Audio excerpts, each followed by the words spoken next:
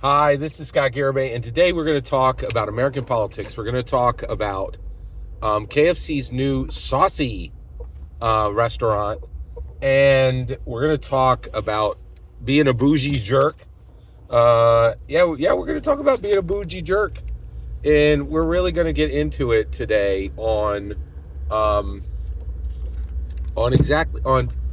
why realizing why Donald Trump won the election. Right. So first of all, that was a historic election. It shocked the world. The Every single mainstream channel was like, "Oh, trust and believe this candidate that nobody wanted to run is going to beat Donald Trump." And of course, and it just bringing out utter nonsense polls that were like after the election were clearly skewed, and people were looking at them and people take the polling industry seriously. Are you kidding me? Like 2016.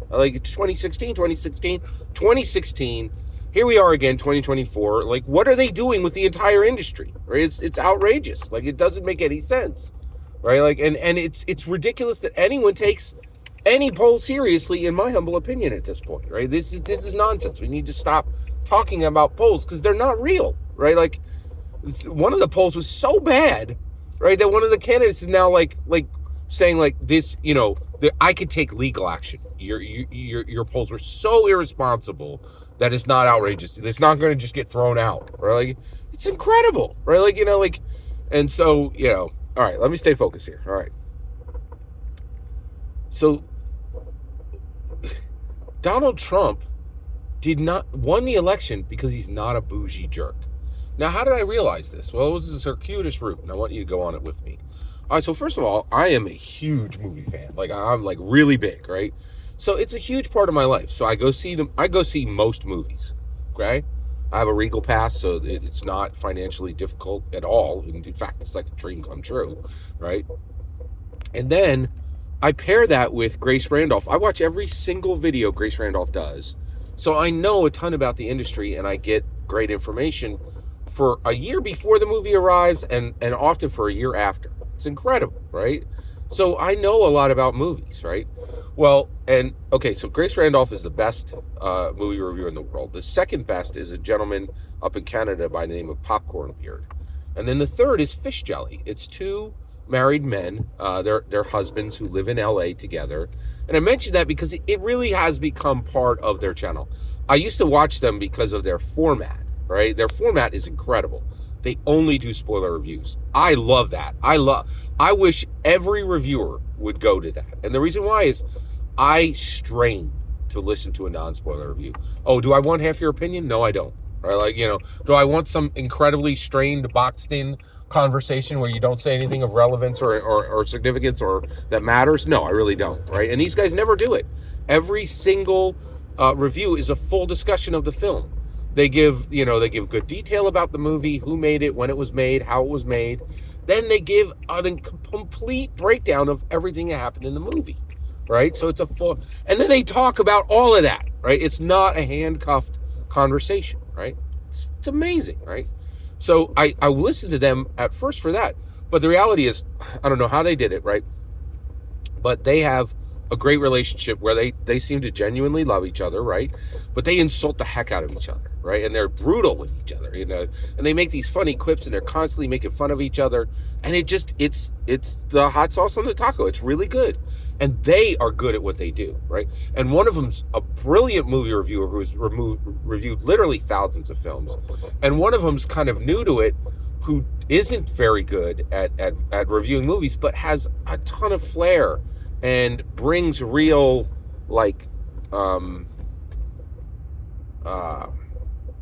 joie de vivre to the whole thing, right? Like, and they're incredible, right?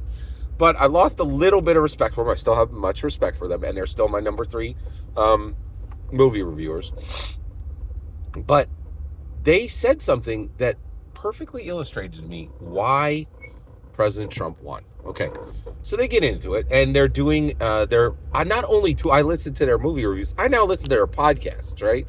I spend a ton of time listening to their content, right? So I'm listening to their podcasts, and on their podcast, they can go off script from movie reviews a bit, and they talked about the KFC Saucey restaurant. So KFC is doing this Saucey restaurant where it's just chicken tenders. Right? I'm sure they'll have fries, and then it's a whole bunch of sauces, and you could just dip the chicken tenders in all these sauces. I'm like, that's a cool idea, and so they're like, so we think this is a terrible idea, and I was like, wait, what? What do you mean by that, right? And they're like, well, and then they both stay. They don't like KFC. They don't like KFC, right?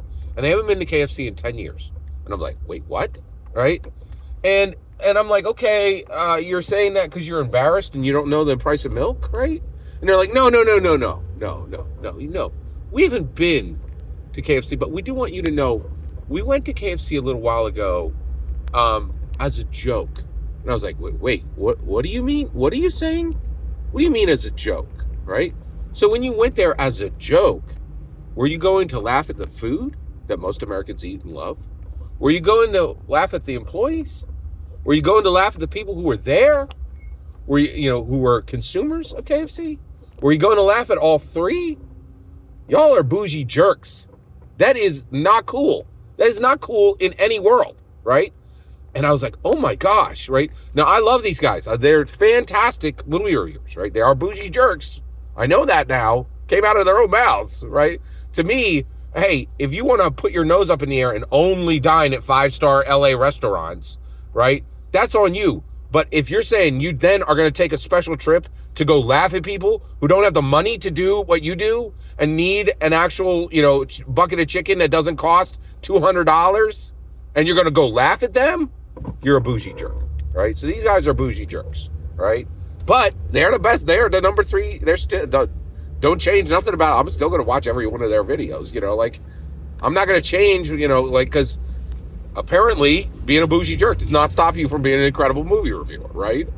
So, but they are bougie jerks, right?